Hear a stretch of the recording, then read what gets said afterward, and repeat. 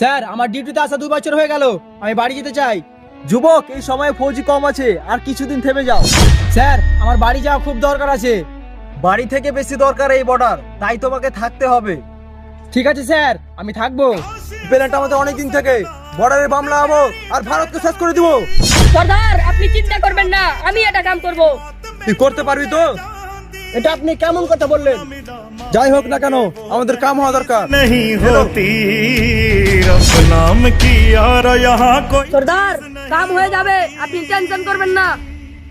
ঠিক আছে, বর্ডারে বাম লাগিয়ে আয়, আর কেউ সামনে আসে তো তাকে মেরে দিবি। সর্দার আপনি টেনশন করবেন না, আমরা বর্ডারকে উড়িয়ে দেবো। যাই হোক না কেন, কাম হওয়া দরকার, নাহলে এক একটা ছাড়বো না। मैनू छड़ जाना।